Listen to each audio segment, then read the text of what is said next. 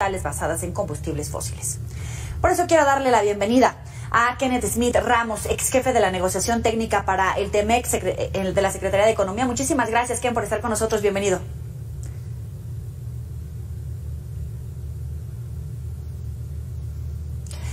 Ya habías advertido de las consecuencias que hoy son una realidad. ¿Qué puede significar pérdidas económicas multimillonarias para México por tratarse del sector energético? Hoy estamos en la etapa de consultas, que es grave, pero ¿podríamos llegar a un panel arbitral? Mira, es una situación sumamente preocupante. Como bien señalas, ya veníamos advirtiendo, no desde hace meses, sino desde hace más de un año. Es más, desde que se aprobó a principios del 2021 la ley de la industria eléctrica, varios analistas, un servidor y el sector privado señalaron que había violaciones claras de los compromisos de energía del TEMEC en materia de inversión, el capítulo de empresas propiedad del Estado, acceso a mercados, inclusive el capítulo ambiental. Se discutió el tema también cuando presentaron la propuesta de reforma a la Constitución en materia de electricidad, la cual fue rechazada en la Cámara de Diputados, pero que llevaron a cabo una serie de foros de Parlamento abierto donde también se explicó el riesgo en materia no solo de la competitividad de nuestro país, que es lo más importante, pero por supuesto en términos de las violaciones a nuestros compromisos internacionales. Y a pesar de los esfuerzos del gobierno de México en las últimas semanas de traer algunas de las empresas grandes de Estados Unidos a discusiones junto con el embajador Ken Salazar en Palacio Nacional y tratar de hacerles trajes a la medida o llegar a soluciones individuales, obviamente esto no fue suficiente para el gobierno de Estados Unidos, quien una vez que solicita consultas, lo que está demostrando es que está buscando una solución sistémica, es decir, una solución general, no curitas, por así llamarles, a ciertos problemas que enfrentan las empresas, sino una solución apegada a derecho conforme a lo que está plasmado en el TEMEC. Entonces, las consultas pues son la antesala de este proceso de solución de disputas. Si no se resuelve por la vía del diálogo en 75 días, Estados Unidos tiene la posibilidad de solicitar un panel arbitral y hoy se anunció que Canadá también se suma al proceso. De hecho, van a pedir sus propias consultas. Hay que ver en específico qué quiere decir, si buscarían que se hagan de manera conjunta las consultas o por separado, que es lo más lógico, porque puede haber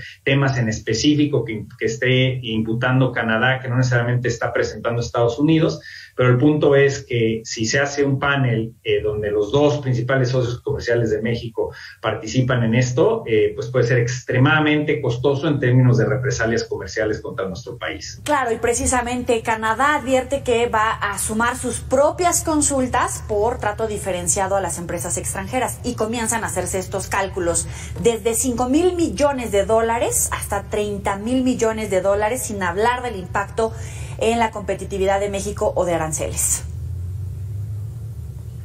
Sí, bueno, lo que sucede, lo que está alegando Estados Unidos es que a través de la política energética que ha perseguido la administración del presidente López Obrador, tanto en materia de la ley de la industria eléctrica y la ley de hidrocarburos, vienen varios elementos que son violatorios del TEMEC. Principalmente el acotar o cerrar espacios para la operación del sector privado en la generación de electricidad, pero también los desincentivos que se generan a la inversión en materia de energías renovables, desvirtuar los certificados de energía limpia, ya no darle acceso primero a la energía limpia en el sistema de despacho del sistema eléctrico, es decir, una serie de obstáculos regulatorios que desvirtúa o invalida las inversiones que ya se han realizado en nuestro país. Entonces, eso definitivamente pues, tiene un impacto fuerte en el sector energético, pero también en toda la competitividad de nuestro país, porque lo único que va a resultar esto es encarecer la energía y afectar al final del día a todos los ciudadanos mexicanos. O sea, yo creo que eso es algo que hay que entender. Y las represalias que pudieran tomar nuestros socios comerciales, si estamos hablando, como lo señaló en su carta de hace un par de meses la representante comercial de Estados Unidos, la embajadora Katherine Tai, que señala que hay una afectación a las empresas estadounidenses del orden de los $10,000 millones, pues esta sería una cifra de represalias comerciales nunca antes vista en Norteamérica. Entonces, si el panel le da la razón, obviamente en el panel se tienen que presentar los argumentos del daño, cómo se ha afectado a las empresas. El panel puede recomendar que sea una cantidad inferior, pero de todas maneras, inclusive si llegaran a recortarlo a la mitad, estás hablando de 5,000 millones de dólares por lo menos, más los que añada Canadá, si es que de veras se sube al panel. Y eso significa que nuestros socios comerciales podrían decidir, si el panel les da la razón de que hubo una violación, nuestros socios comerciales pueden decidir en qué sectores de exportación de México retirar las preferencias arancelarias. Y obviamente hay candidatos como el sector agro, electrodomésticos, acero, automotriz, sectores donde hay presión proteccionista del sector productivo en Estados Unidos y que de alguna manera esta disputa pues nos pone de pechito para que Estados Unidos satisfaga estas presiones domésticas, proteccionistas y le pegue a los sectores de mayor éxito de exportación mexicana. Afines al gobierno y hasta funcionarios advierten que las consultas no pasarán a mayores por el capítulo 8, pero te pregunto, el capítulo 8, es decir, la previsión de cambiar la constitución del país, ¿nos exime de cumplir el tratado comercial firmado por los estados, no por los presidentes, por los estados? Mire, ese argumento es incorrecto y lo hemos señalado en diversas ocasiones, inclusive en el Parlamento Abierto, porque si bien se añadió ese capítulo 8, que es básicamente una cuartilla que lo único que hace es reiterar lo que ya dice nuestra Constitución, que México es un país soberano y que tiene derecho a cambiar su Constitución, lo mismo aplica para Estados Unidos y Canadá.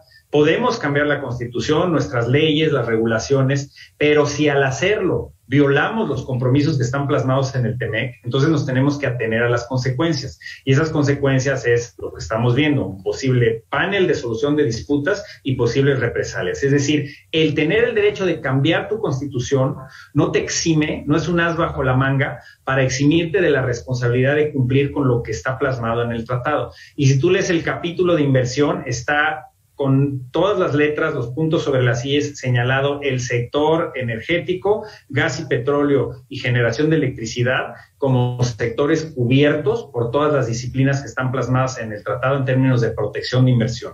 Y en el capítulo de empresas propiedad del Estado se establece directamente que en sectores donde compiten empresas propiedad del Estado y el sector privado tiene que haber transparencia, un piso parejo y no puedes utilizar la regulación para discriminar en contra de los privados. Entonces, si vas siguiendo esa especie de checklist que te marca el TEMEC, la ley de la industria eléctrica y también en la parte de hidrocarburos, estás violentando todos estos principios. Entonces, no hay argumento válido de decir que está excluido el sector.